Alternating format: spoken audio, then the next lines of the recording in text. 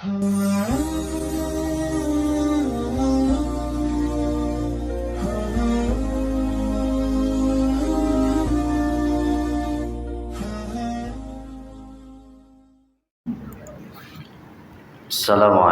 warahmatullahi wabarakatuh.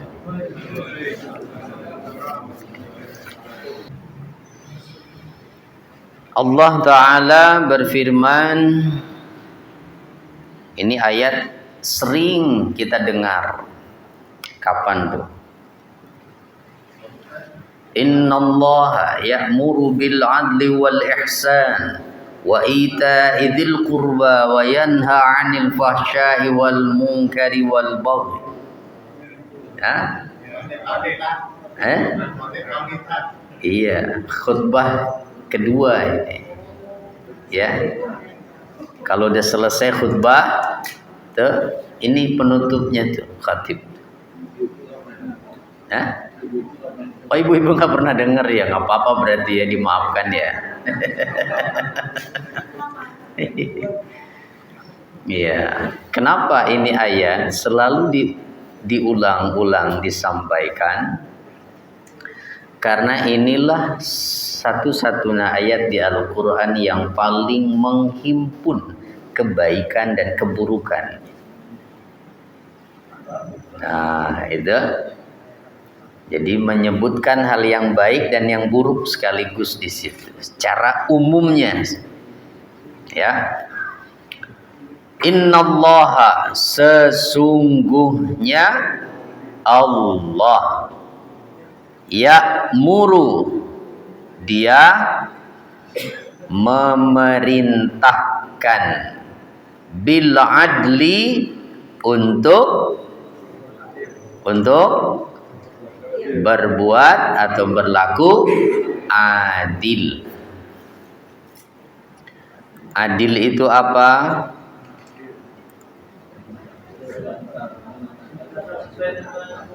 Ya, menempatkan sesuatu pada tempatnya.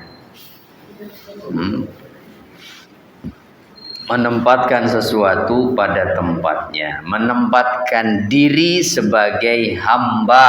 Nah, itu adil. Ya, kalau menempatkan diri sebagai hamba, ya berarti siap melaksanakan apapun perintah tuannya. Ya, jadi ketika manusia tidak mau melaksanakan perintah Allah, dia nggak adil. Begitu Pak, maknanya adil tuh ya. Bukan hanya dipahami harus merata begitu. Adil tuh seimbang, tidak. Menempatkan segala sesuatu pada tempatnya. Menempatkan kesukaan laki-laki ya pada lawan jenis, itu adil. Tapi kalau sukanya sama sesama jenis, itu tidak adil, zalim namanya. Jadi lawan dari adil adalah zalim. Begitu ya, zalim. Gitu. Nah, ketika pemimpin membuat kebijakan yang mensejahterakan, memakmurkan, yang membahagiakan rakyatnya, berarti memang dia pemimpin yang adil. Gitu. Tapi kalau pemimpin membuat kebijakan hanya untuk kepentingan segelintir orang, kebanyakan rakyat malah tidak merasakan manfaatnya, berarti zalim. Iya. Ya apalagi kalau sampai menindas rakyatnya. Lanjut. Jadi adil tuh banyak berarti maknanya ya. Bukan hanya adil dalam penegakan hukum. Jelas kalau itu mah. Begitu. Dan hari ini di dunia, khususnya di negeri kita, memang sepertinya susah kita mencari keadilan di pengadilan. Ya. Iya.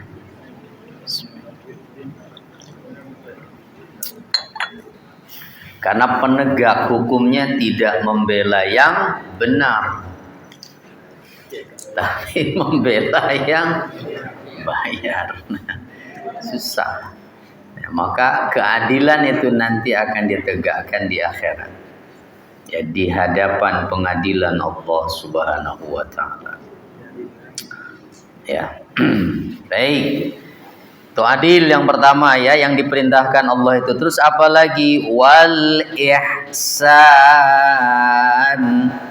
Dan Allah juga memerintahkan untuk ihsan. Ihsan itu apa? Secara singkat terjemahannya adalah berbuat kebajikan. Itu ihsan. Orangnya disebut muhsin. Itu orang. Jadi muhsin itu orang yang selalu berbuat kebaikan. Oh, ya. Muhsin namanya. Tapi hanya nama saja, enggak jaminan pasti jadi orang baik, ya. Karena tokoh munafik saja namanya Abdullah, Pak. Sama kayak nama bapaknya Nabi Muhammad itu. Tapi tokoh munafik itu.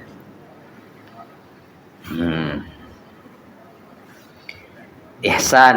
Nah, yang dimaksud di sini apa? Ihsan tuh ada faraid wajtinabul muharramat ma'a muraqabatillahi ta'ala fi dzalik.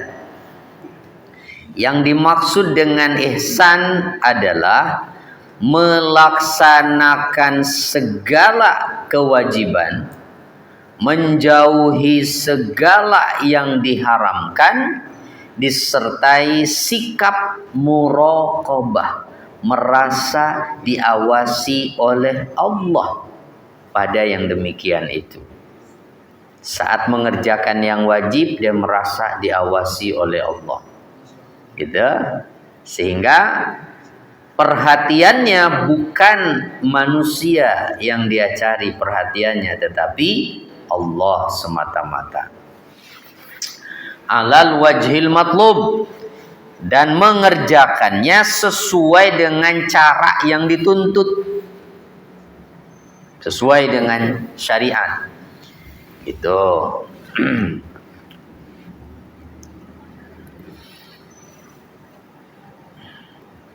Dan ketika meninggalkan yang diharamkan pun meninggalkannya bukan karena sudah jemu, tapi karena takut kepada Allah dan malu karenanya.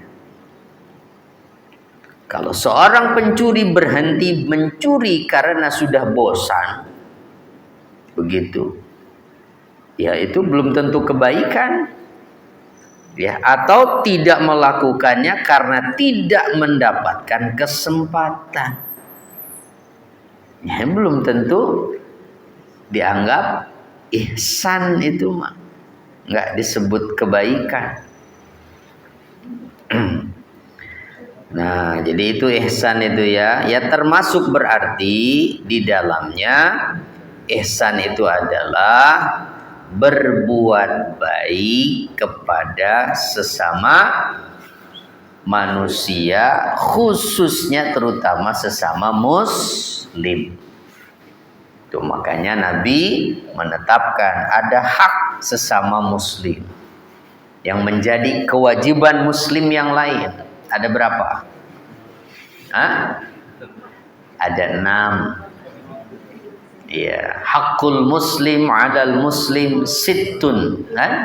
Idza laqitahu fasallim 'alaihi. Kalau kamu bertemu dengannya maka ucapkan salam. Ada 6. Nah, termasuk di antara ihsan dalam hal ini adalah ya berbuat kebaikan pada orang yang berbuat buruk kepadanya. Nah, ini yang paling berat. Hakikat ihsan dalam muamalah yaitu berbuat baik pada orang yang berbuat buruk kepadanya. Coba, berani nggak begitu? Tersenyum pada orang yang setiap ketemu selalu menampakkan wajah permusuhan. Itu memusuhi, nggak suka sama kita. Memulai mengucapkan salam pada orang yang tidak suka menyapa. Oh, ya, kita kan rasanya kayaknya rugi kalau begitu ya. Enak banget, enak aja. Nah, ya. Memberi pada orang yang pelit, apalagi itu. Ya, kita kan pengennya seri ya. Diajak pelit mah kita ngapain ngasih dia gitu. Tapi hakikat ihsan itu adalah justru ketika kita berlapang dada mau berbuat baik pada orang yang buruk. Kalau berbuat baik pada orang yang baik kepada kita, ya namanya itu mah balas budi. Ya, tetangga ngasih kita kasih lagi, ya memang sewajarnya begitu.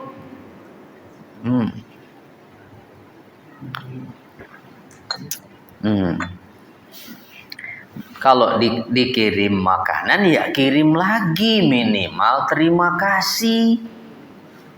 Itu memang adabnya begitu. Ini mah udah nggak ngirim lagi, terima kasih enggak, piringnya nggak balik-balik.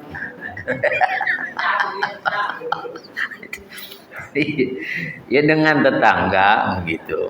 Ya di sono, di kampung yang jauh sono Pak. Sini mau nggak ada begitu ya. Ya seperti itulah ya dengan sesama itu.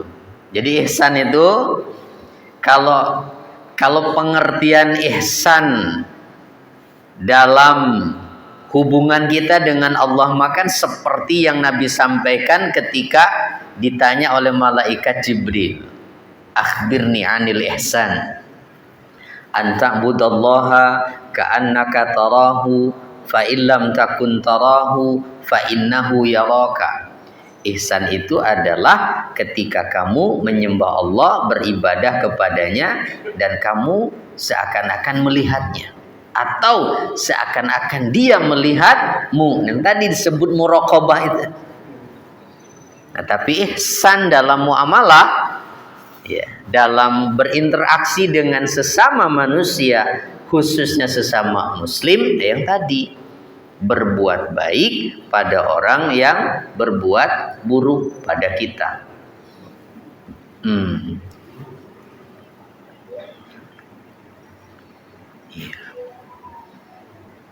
Ya minimal dengan tidak tidak menyikapi perbuatan buruknya. Ya sudah, diam saja. Kita dihina, tidak membalas menghina. Kita dicaci, tidak membalas mencaci. Ya itulah orang yang hanya orang-orang yang punya kebesaran hati yang bisa seperti itu. Ya. Nah, jadi pemimpin harusnya begitu memang. Ya. Nah, insya Allah mudah-mudahan pemimpin kita ke depan yang kayak gitu ya.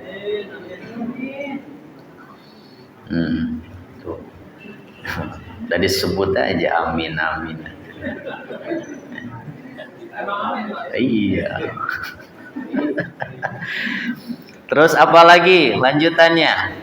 Wa ita izil kurba, dan memberikan bantuan kepada kerabat. Nah, Jadi ada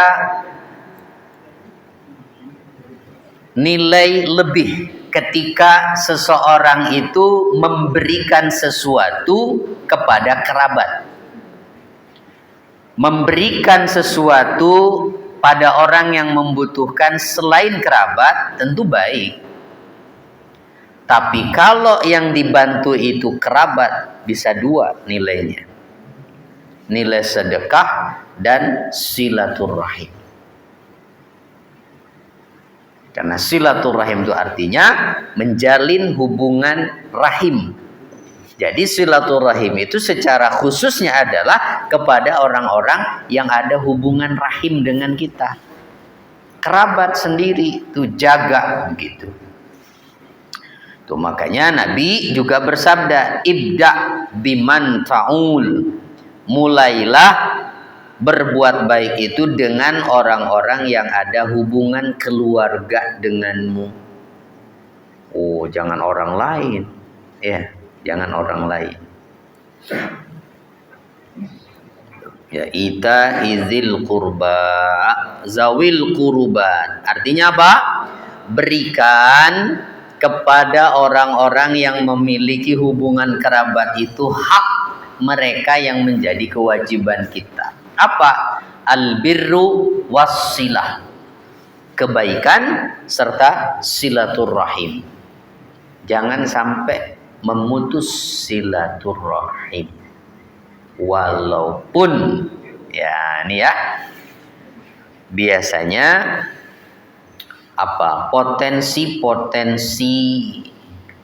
keretakan kerenggangan itu lebih rentan dengan kerabat daripada dengan tetangga biasa. Ya, itu dengan kerabat sendiri yang sering tuh ya bersinggungan itu. Nah makanya jaga hubungan kerabat ini ya. Nah ini ya memerintahkan untuk berlaku adil, berbuat baik, serta memberikan kepada kerabat. Pak, oke, minum Pak kopinya Pak, biar nggak ngantuk. Soalnya masjidnya udah tambah adem sekarang. Iya, iya udah, hati-hati dah.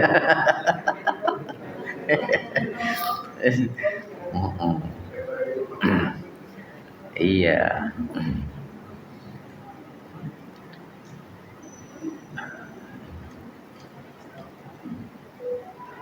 Terus apa lagi? Setelah memerintahkan untuk itu, wa yanha 'anil fahsya'i wal munkar.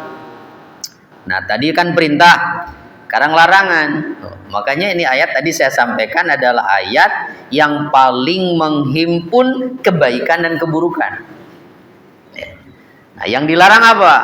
Dan Allah itu melarang anil fahsya, dari berbuat keji. Dari perbuatan keji. Berbuat keji itu apa?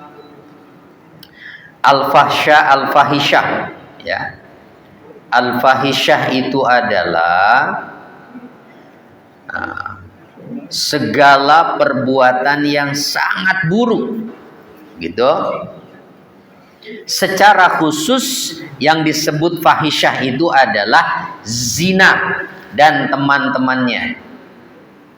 Zina itu fahisyah.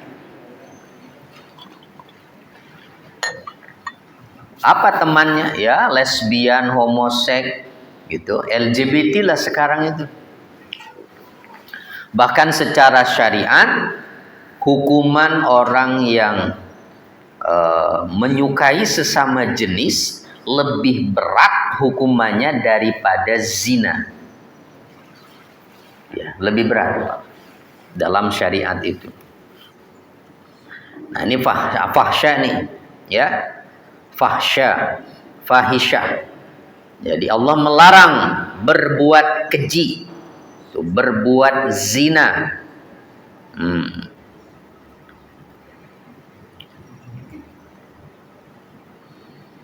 Zina ini perbuatan dosa besar apa dosa kecil? Ini salah satu yang disebut oleh Nabi as-sab'ul mubiqat.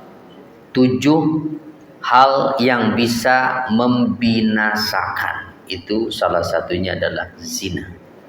Dan zina ini perbuatan keji yang bisa menyebabkan kesialan masyarakat sekitarnya kalau dibiarkan dan acuh tak acuh. Makanya nggak boleh ya, kalau punya tetangga ketahuan zina itu segera, jangan dibiarkan, nanti kita ke bawah sial. Fahsya. Ya, karena ya semacam sekarang perkembangan LGBT itu kenapa merajalela? Ya karena kebanyakan masyarakat di luar negeri kita khususnya, ya mereka acuh tak acuh dengan itu, biar saja. Bahkan sebahagiannya ya mungkin menyambut begitu karena menganggap itu hak asasi dia. Nah tapi di kita insya Allah orang-orang beriman, masyarakatnya nggak boleh, jangan sampai mengizinkan begitu. Ya ada orang yang berperilaku seperti itu di lingkungan kita. Ya kan semuanya tergantung masyarakat, Pak. Ya, kalau masyarakat menolak semua, mereka nggak bisa apa-apa.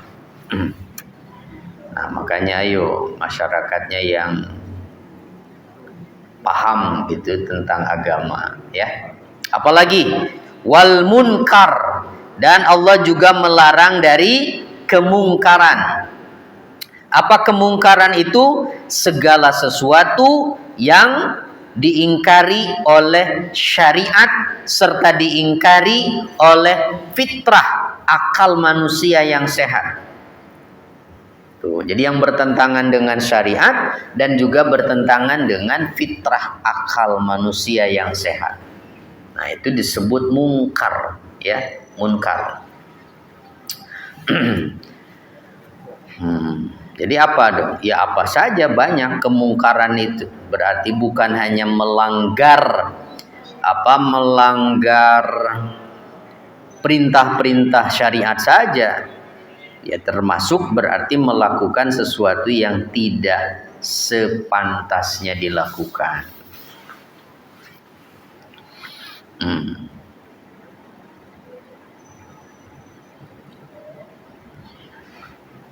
Wal baghi, dan juga Allah melarang dari baghi. Baghi itu apa?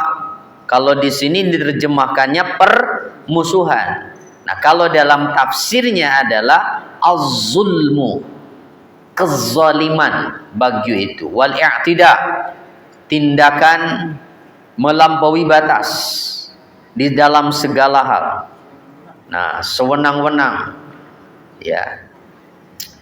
Itulah bagyun, ya. Kalau dalam kepemimpinannya namanya apa? Diktator. Nah, itu otoriter. Nah, itu bagyun tuh. Allah juga melarang itu. Nggak boleh. Itu berarti dilarang. Kalau dilarang berarti haram hukumnya. Ya, haram hukumnya.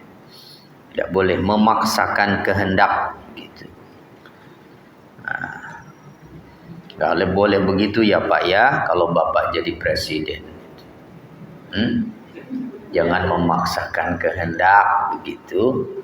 Karena negara ini bukan punya Bapak gitu, tapi punya warga negara, punya rakyat. Ada yang berminat Pak menjadi presiden?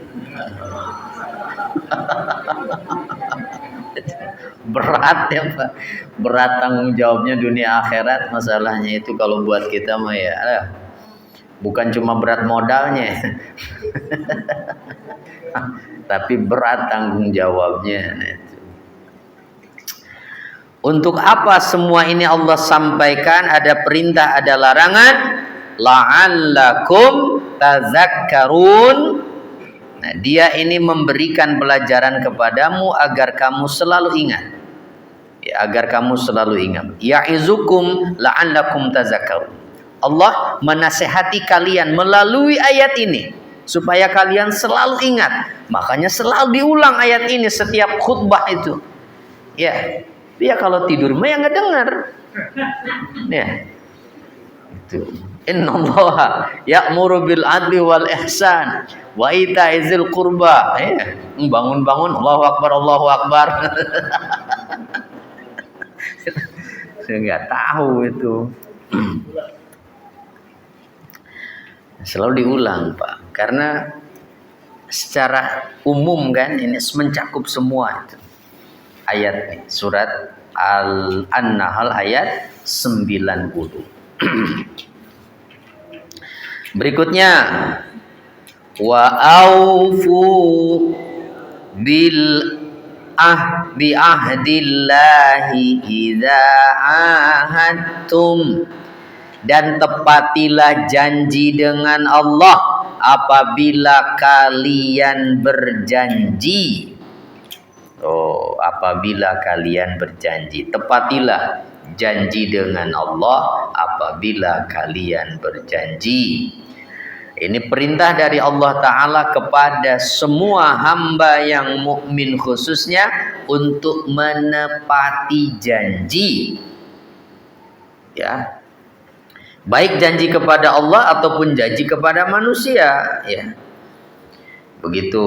Bil wafa bil uhud fa'ala kulli mu'min baya'a imaman au ahada ahadan ala syai' an yafiya lahu bil ahdi wala yanquduh. Maka wajib seorang mukmin yang berbaiat pada seorang imam. Berbaiat itu berjanji setia pada seorang imam, pemimpin umat Islam yang diakui oleh seluruh umat Islam, yang hari ini belum ada sosoknya. Nanti itu insya Allah akan hadir, itu menjadi khalifah itu di akhir zaman, ya, insya Allah. Karena belum, Pak, ya. Jadi kalau presiden mah nggak usah berbaiat lah itu mah, ya, karena nggak diakui oleh semua umat Islam seluruh dunia kan. Itu siapa yang berbaiat pada seorang imam atau berjanji kepada seseorang atas sesuatu, maka ia wajib menepati janji itu dan tidak boleh mengingkarinya. Nah, ini perintahnya. Kalau di Al-Maidah umum, aufu bil uqud. Ya, penuhilah oleh kalian segala bentuk macam perjanjian. Nah, kalau di sini biahdillah, janji kepada Allah. Kapan memang kita berjanji kepada Allah? Bu, emang kita pernah janji sama Allah? Kapan janjinya itu? Di alam ruh. Tuh, ketika Allah mengusap dari sulbi Adam, tuh, keturunannya. Lalu Allah menyatakan, alastu bi rabbikum, bukankah aku ini Rabb kalian? Mereka semua menjawab, qalu bala syahidna. Itulah perjanjian untuk taat pada Allah itu. Itu maknanya, ya. Itu perjanjian dengan Allah, ya, bukan berarti janji dengan manusia tidak perlu ditepati, ya, sama, ya. Dan orang yang tidak suka menepati janji kepada manusia, tidak mungkin bisa diharapkan dia bisa menepati janjinya kepada Allah. Ya, jadi kalau kepada manusia saja sering melanggar. Dan jangan diharapkan kita percaya kepada orang yang sudah terbiasa melanggar perjanjian dengan Allah, seperti Yahudi. Tuh, Yahudi itu manusia yang selalu mengingkari janji. Jadi jangankan manusia, Allah saja dibohongi. Ya, makanya wajib untuk tidak percaya kalau sama orang Yahudi mah. Itu wajib untuk tidak percaya gitu. Jangan percaya. Itu Yahudi. Ya, apalagi yang Zionis, ya, Sahyuniyah, Zionis itu bukan lagi pakai Taurat. Kalau Yahudi, sebutan Yahudi itu masih ada kelompok yang memang punya keyakinan fundamental pada ajaran Tauratnya. Mereka ngaku Yahudi, bahkan mengecam juga tindakan Israel itu. Kalau disebut Yahudi. Nah sekarang ini kan, nah yang dikecam itu adalah Zionis, ya, Zionis. Zionis itu nggak pakai Taurat, Pak, pakai kitabnya Talmud. Apa tuh? Isinya adalah dogma dari rabi-rabi mereka, pimpinan-pimpinan agama mereka, di mana salah satu ajarannya itu bahwa semua manusia selain Yahudi itu statusnya sama dengan binatang. Nah, jadi buat mereka tidak melanggar, mau membunuh, mau gimana juga orang binatang kok. Ya makanya kayak begitu. Nggak ada pertimbangan mau ngebom di mana juga. Nauzubillah. Ya karena memang salah satunya itu. Yahudi berzina dengan perempuan dengan luar Yahudi mah nggak apa-apa, nggak berdosa itu. Ya kan kurang ajar sekali itu. Ajaran dari mana itu kan? Ya. Gitu. Ya kita doakan sajalah, mudah-mudahan ya saudara-saudara kita yang di Palestina selalu diberikan kesabaran. Kalau mereka sudah pasti sabar sih, ya, iya, luar biasa mereka, ya. Jadi kita tuh sedih lihat orang Palestina bukan hanya karena penderitaannya, gitu. Sedih karena kalau kita seperti mereka nasibnya kita nggak bakal kuat seperti mereka. Ya, sudah puluhan tahun mereka emang udah terbiasa begitu. Ya tiap hari udah siap untuk mati begitu ya. Kenapa nggak hijrah saja begitu?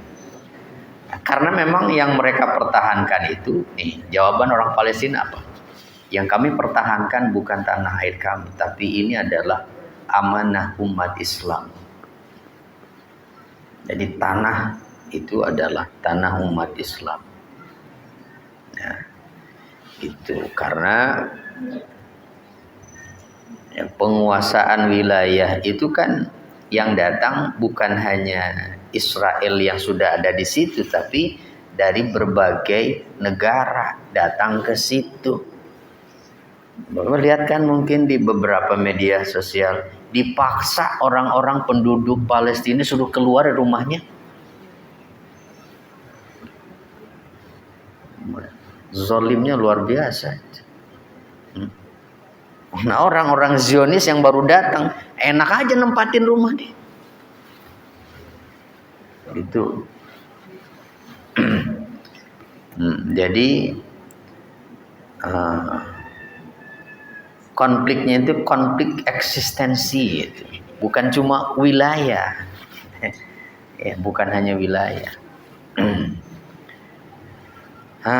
Kenapa nggak dihancurkan saja? Ya karena belum mau kiamat. Itu dia. Karena Nabi sudah menyatakan tidak akan terjadi kiamat sampai umat Islam memerangi Yahudi. Itu yang sampai kata Nabi, itu Yahudi itu berlindung di balik pohon gorkod tuh, kan, di balik batu, maka pohon itu berkata, "Hai Muslim, nih Yahudi itu bunuhlah dia." Nah berarti kalau terus Yahudinya kalah, berarti jadi biarin aja dong. Ya semua ada episodenya, ya semua ada episodenya. Kita ngikutin aja. Maksudnya ngikutin gimana? ya apapun yang bisa kita lakukan ya lakukan untuk menolong saudara kita. Minimal doa gitu, minimal doa ya. Dan kita berangkat ke sana juga nggak bisa apa-apa. Ya mending kalau TNI mah ya itu mau ke sana juga ngerepotin doang gitu. Ya udah tinggal berdoa gitu ya untuk saudara-saudara kita.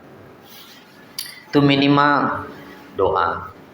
Ya walaupun Syekh Yasin yang pendiri Hamas itu kan sebelum beliau gugur kena bom Zionis udah beberapa tahun yang lalu itu sempat diwawancara bahwa Israel itu akan kalah di tahun 2027. Bentar lagi Pak, 2027. Jadi belum besok berarti ini. Ya wallahu a'lam ya, wallahu a'lam. Ya, sini lagi ya, kembali ya. Jadi tepati apa? Janji setelah meneguhkannya, termasuk janji pemimpin kepada rakyat. Ini bentar lagi ya. Banyak tuh yang janji-janji politik gitu. Wa qad ja'altumullaha 'alaikum kafila, sedangkan kamu telah menjadikan Allah sebagai saksimu terhadap sumpah itu. Innallaha ya'lamu ma taf'alun, Allah mengetahui apa yang kalian kerjakan. Jangan dikira Allah enggak tahu. Kalian berjanji kepada siapapun itu. Makanya mengingkari janji itu termasuk salah satu di antara ciri apa? Ciri orang munafik. Wala takunu kallati naqadat ghazlaha min ba'di quwwatin ankasa. Jangan kamu seperti seorang perempuan yang menguraikan kembali tenunannya yang sudah dipintal dengan kuat menjadi cerai-berai kembali.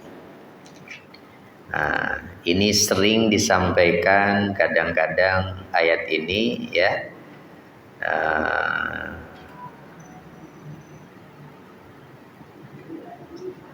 Nah, ini katanya di Mekah itu ada seorang perempuan yang hamqa. Ya, hamqa itu apa? Ya, wanita yang rusak akalnya. Taghzilu summatan kusughazlaha wa tufsiduhu ba'da ibramih wa ihkamih. Jadi ada perempuan yang pagi-pagi memintal benang gitu sampai sore. Setelah rapi terpintal, dia cerai-beraikan lagi dan dia rusak begitu. Nah, makanya ayat nih dihubungkan dengan itu. Jangan kalian seperti perempuan itu. Maksudnya apa dalam hal ini? Larangan pada orang-orang mukmin khususnya untuk mengingkari sumpah atau janji. Nah, jadi sumpah atau janji itu berarti ibarat sebuah tenunan yang dipintal, terikat itu dengan kuatnya. Maka jangan dicerai-beraikan kembali. Tuh ankasa. Tattakhizuna aymanakum dakhalan bainakum. Kalian menjadikan sumpah kalian itu sebagai alat penipu di antara kamu karena ada kecenderungan memihak kepada satu golongan yang lebih banyak kelebihannya, jumlah harta, kekuatan, pengaruh dan sebagainya dari golongan yang lain. Nah, jadi hati-hati nih, jangan hanya dipakai untuk mengelabui. sumpah dan janji itu. Ini pas banget ayatnya ya. Itu jangan. Sebelum dipilih mah pokoknya ya. Katanya, wah pokoknya mah dia hadir untuk rakyat kecil gitu. Waduh. Begitu jadi pemimpin mah, aduh, lupa semuanya itu. Nah, jangan begitu. Jadi janjinya diucapkan hanya untuk mengelabui rakyat, padahal yang dia sedang perjuangkan itu adalah kelompok lain yang punya kepentingan. Nah, dalam kehidupan bernegara itu terjadi tidak? Terjadi tidak? Terjadi. Tuh, di negeri ini terjadi, Pak. Nah, yang menguasai kekayaan negeri ini kan cuma segelintir orang saja itu.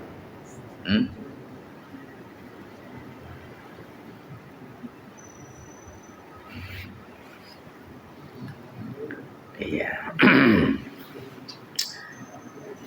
Ya insya Allah lah, kalau Allah mau menurunkan pertolongannya mah ya, biar mau naga mau apa juga itu nggak ngaruh lah ya.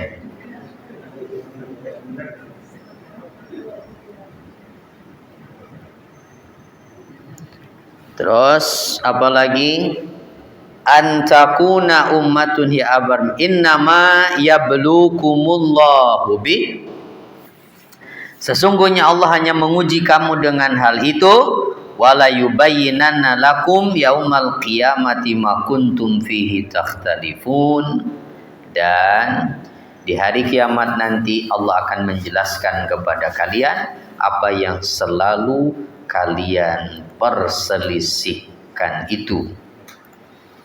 Innama yablukumullahu bi ayyakhtabirukum, itu fatu'ridu lakum hadil ahwal, sehingga Allah sodorkan kepada kalian berbagai macam keadaan ini itu, dan kalian tuh menemukan bahwa hati kalian cenderung padanya ya. Summa tazkuruna nahya rabbikum, kalau kalian punya iman kalian akan ingat larangan Tuhan kalian, maka tetap akan berusaha menepati janji itu daripada mengingkarinya, walaupun diri kalian tuh nafsunya lebih cenderung mau mengikuti keinginan itu. Nah gitu maksudnya.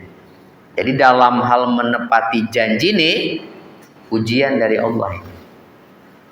Ujian dari Allah. Kenapa? Karena pasti akan ada banyak godaan. Ya, ada banyak godaan. Gitu. Ya kalau kita yang biasa jadi pengikut, jadi rakyat mah mungkin ya nggak merasakan itu. Tapi coba Bapak punya jabatan, ya, jadi pemimpin, nggak usah pemimpin dalam skup yang luas lah. Itu jadi pemimpin sebuah perusahaan aja. Mulai dah kan akan ada banyak tuh yang mendekati, menawarkan apapun itu, hal-hal yang menyenangkan, tapi dengan syarat gitu. Nah itu maksudnya tuh ya. Nah pemimpin pun begitu, ya pemimpin tuh begitu.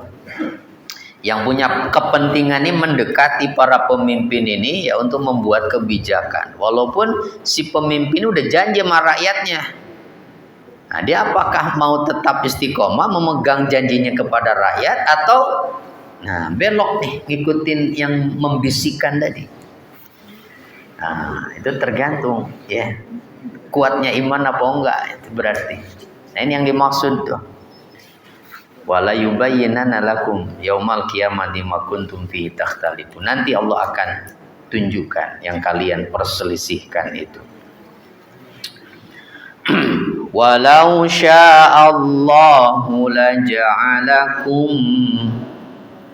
Nah, yang dimaksud yang diperselisihkan itu apa dalam hal ini adalah tentang kebenaran Al-Qur'an dan Nabi Muhammad ya, yang diingkari oleh mereka. Walau sya'allahu, dan sekiranya Allah menghendaki, niscaya Allah menjadikan kalian itu satu umat saja. Ya. Ummatan wahidatan alat tauhidi wal hidayah. Semuanya berkeyakinan tauhid dan mendapatkan petunjuk. Jika Allah menghendaki mah bisa. Tetapi hikmah Allah menuntut tidak demikian. Apa? Bahwa di antara sunnatullah adalah walakin yudillu man yasha'u wa yahdi man yasha'. Allah itu menyesatkan siapa yang Dia kehendaki dan memberi petunjuk pada siapa yang Dia kehendaki. Wala tus'alunna amma kuntum ta'malun, dan kelak kalian akan ditanya tentang apa yang kalian kerjakan. Ya. Nah, jadi ada orang yang dikehendaki dapat petunjuk, ada orang yang dikehendaki tersesat. Tapi jangan ketika melakukan suatu kesesatan lalu beralasan, ya saya mah disesatkan oleh Allah. Hah? Iya. Dia kan bisa mikir gitu. Iya. Melakukan maksiat begitu, saya mah dikehendaki oleh Allah, mau bagaimana? Ya, itu namanya orang nggak punya akal. Karena Allah itu sudah memberi kita akal untuk berpikir. Diutus Nabi supaya jadi contoh, diturunkan kitab suci supaya dibaca. Karena di dalamnya Allah jelaskan, nih jalan petunjuk ujungnya sorga, nih jalan yang sesat ujungnya neraka. Mau pilih mana? Ini kan kita dikasih kebebasan tuh untuk memilih. Mikir dong, gitu. Ya. Jadi yang nggak mau mikir mah ya udah pakai alasan kehendak Allah aja udah kan? Iya. Nggak boleh begitu, jadinya kayak Jabariyah berarti kan, manusia nggak punya kehendak sama sekali. Nah, kan nggak begitu, kita diberi kehendak, pilihan kita, semuanya itu pilihan kita.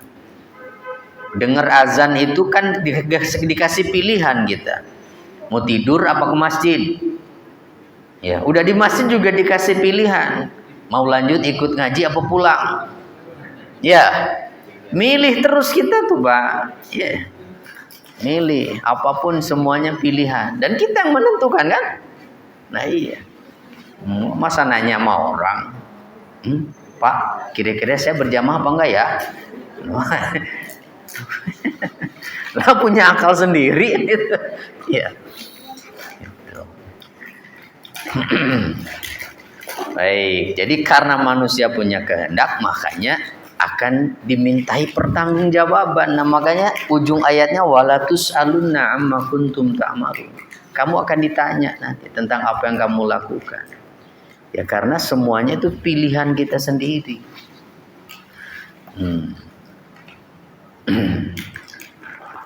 Nah, jadi apa kesimpulannya kita lihat? Pertama, menjelaskan ayat yang paling menghimpun kebaikan dan keburukan dalam Al-Quran, yaitu ayat 90 surah An-Nahl tadi itu. Ya, yang selalu dibaca oleh khatib itu. Kedua, wajib berlaku adil, berbuat baik, serta memberikan kepada kerabat apa yang menjadi hak mereka yang wajib dipenuhi berupa kebaikan dan silaturrahim. Ketiga, haramnya zina dan liwat. Liwat itu apa? Ya, hubungan sesama jenis tuh, liwat itu. Bukan bikin nasi liwat. Liwat. Liwat. Jadi perilaku kaumnya Nabi Lut, makanya diistilahkan liwat. Gitu. Jadi perilaku kaumnya Nabi Lut. Gitu. Ya. Masih ada sekarang? Oh, banyak Pak. Ya. serta segala perbuatan yang sangat buruk yang termasuk fahisyah zahir ataupun batin, yang nampak ataupun yang tersembunyi. Ya, fahisyah itu tadi zina dan macamnya, serta segala bentuk maksiat, ya semuanya masuk kategori fahisyah. Keempat, haramnya baghyun. Baghyu itu adalah kezaliman dengan macam bentuknya, dengan segala macam dan bentuknya, begitu maknanya. Jadi haram namanya zalim itu dengan berbagai macam dan bentuknya. Ya, zalim. Berbagai macam tindakan yang menyalahi aturan, itu ya namanya zalim. Ya, zalim.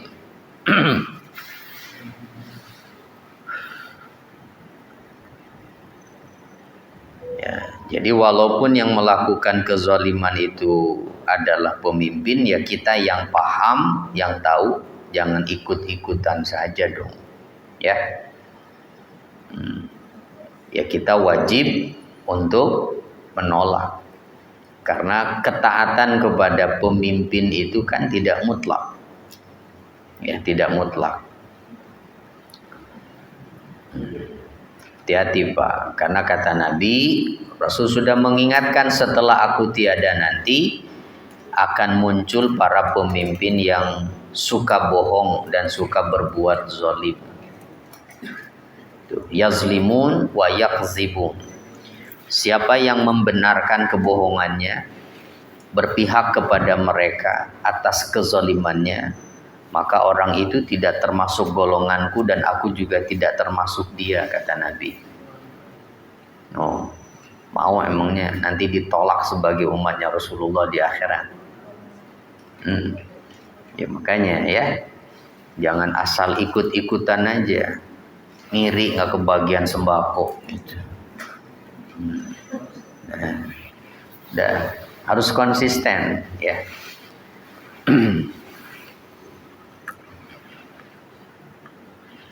Kemudian kelima, wajib menepati janji dan haram mengingkarinya. Keenam, haramnya melanggar sumpah setelah teguhnya dan tetapnya hati atasnya agar keluar dari sumpah yang tidak berguna atau sia-sia. Karena nggak boleh banyak sumpah jadi orang itu ya. Dikit-dikit sumpah, dikit-dikit sumpah. Tapi kalau orang Arab Pak, sering mengatakan wallah itu bukan sumpah, tapi memang mereka sudah latah begitu. Coba dengerin orang Arab itu kalau ngomong wallahi itu itu udah latah kayaknya bilang wallahi itu.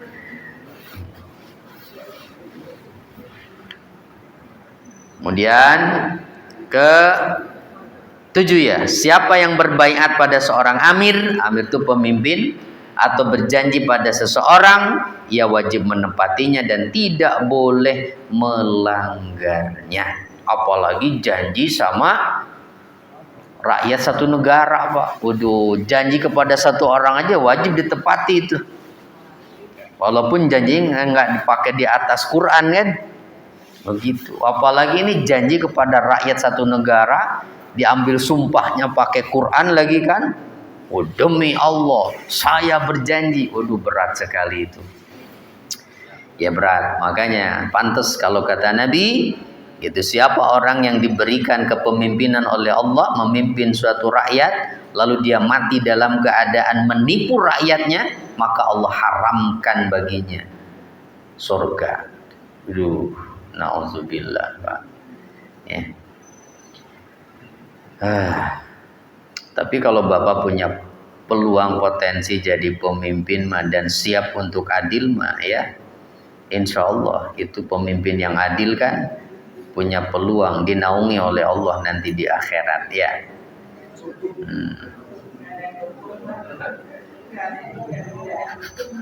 Nggak ada yang dukung. Iya, ya masing-masing kita kan pemimpin kata Nabi ya. Iya. Ya, ibu itu pemimpin di rumah suami. Nah, jadilah pemimpin yang baik gitu ya. Dalam mengatur rumah, menjaga keturunan. Nah, gitu. Suami pemimpin bagi keluarganya. Baik, nah ini baru sampai ayat 93. Ya. Berapa ayat lagi ya? Masih panjang ya? Mangga silahkan.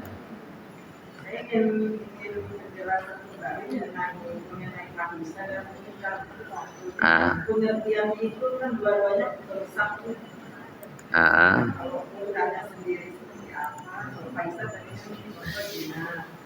Kalau sesuatu yang buruk kan dia kan buruk juga kan. Iya. Batasannya apa?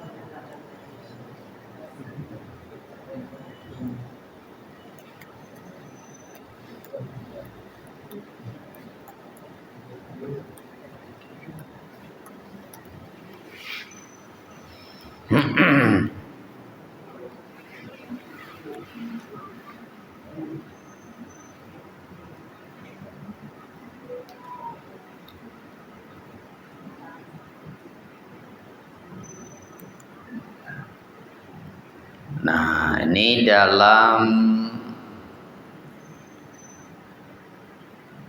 di ayat lain ya, ada keterangan ulama ketika menafsirkan firman Allah ini di surat apa? Innas salata tanha anil fahsya'i wal munkar. Ini di surat Al-Ankabut ayat 45.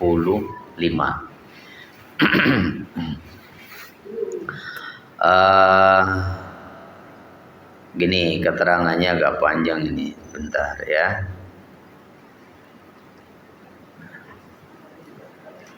Nah, al-maqsudu bil fahsya. Nah, ini dia. Yang dimaksud dengan fahsya atau fahisyah adalah kullu fuhsyin minal qawli awil fi'li. Setiap perbuatan ataupun ucapan yang keji, yaitu setiap dosa katanya yang dianggap buruk oleh syariat dan juga fitrah manusia.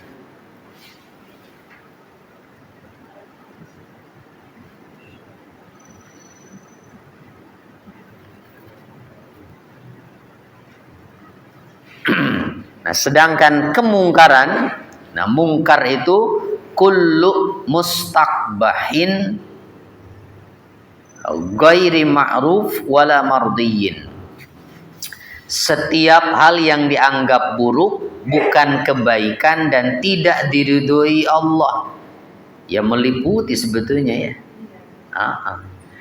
Ya berarti setiap fahisyah yaitu adalah kemungkaran di dalamnya. Jadi fahisyah itu bagian dari kemungkaran. Ya.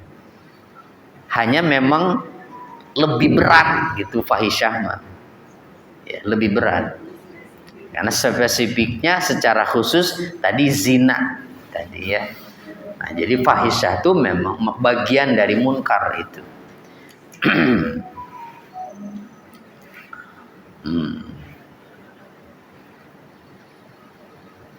Baik, ada lagi?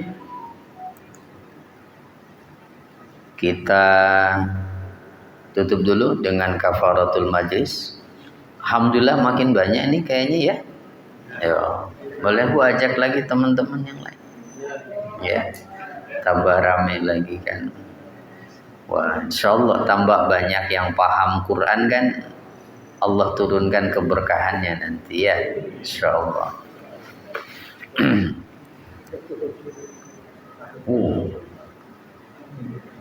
Subhanakallahumma wa bihamdika asyhadu an la ilaha illa anta astaghfiruka wa atubu ilaik. Assalamualaikum warahmatullahi wabarakatuh.